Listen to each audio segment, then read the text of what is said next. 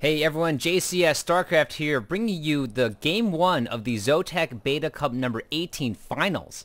This time between LucifroN as the Yellow Terran and MorroW as the Teal, Terran here on Blistering Sands, spawning a two-player map, very short rust distance, a great map. A lot of action does occur on this map. Plenty of expansions for both players to obtain.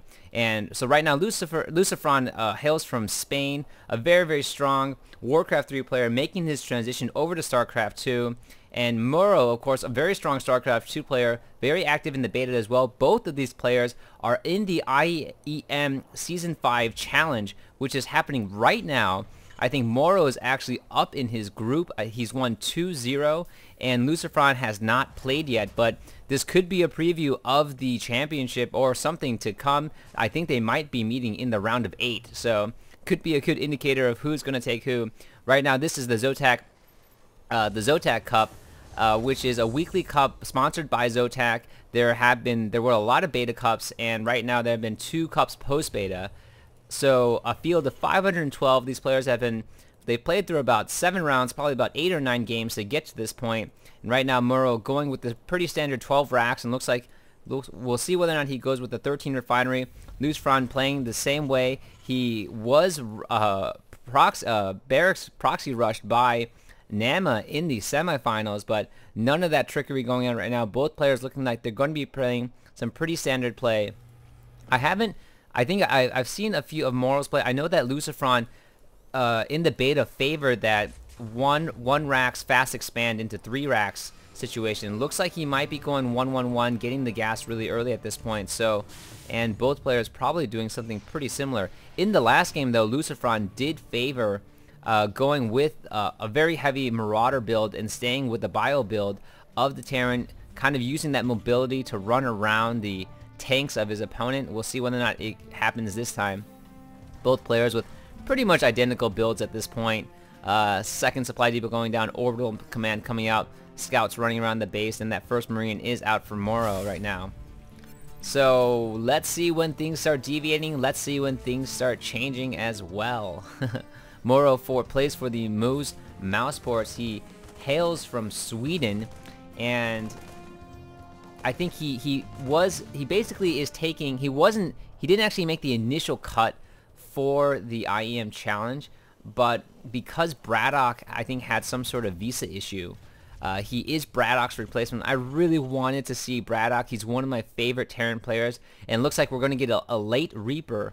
Oh, and a fast expand from MorroW, so he's going 1 racks. He did get the gas, but it's just really to get this Reaper and to try to, I think, push his opponent off and throw off LucifroN into thinking that his opponent is going 1-1-1 as well. LucifroN did scout that early gas too, so kind of a shift right now. And this Reaper is really just kind of standing ground right here, not going to be pushing forward, not going to be, might be doing a kind of a later scout, letting his opponent kind of build it as well. A reactor being built on this.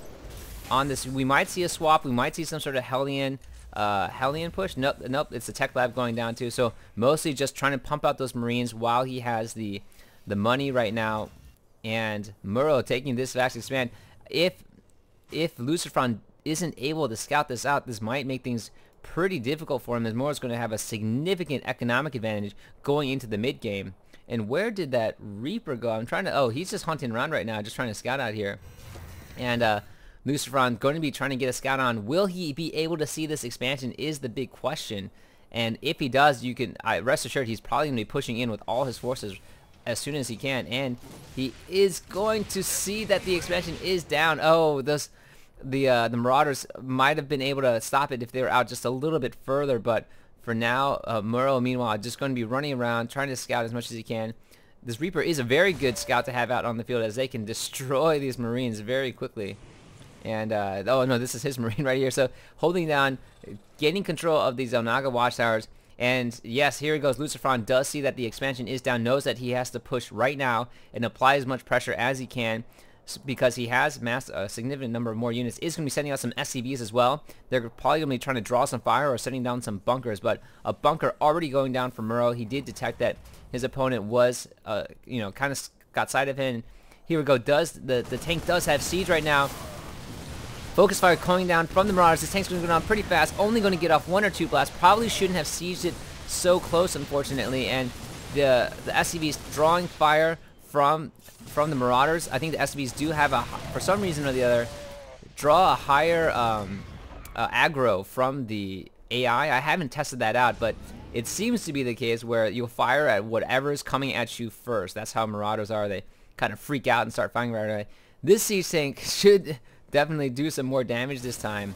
You should be really careful because, I mean, the Marauders don't, now they're getting stim too, so that could be a problem. But siege definitely with the distance can blast away at that supply depot.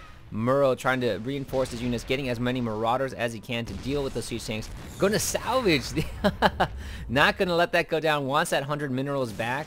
So just going to go ahead and salvage that. More tanks and more Marines coming in, as well as SCVs for LucifroN. Looking at the income tab, he is actually pretty even because he was able to consistently pump out SCVs, didn't make a transition, and going to be trying to slowly making some sort of tank push right now. A ton of units out right now. The 2 tanks are decently staged. Can he get off another fire? And it will.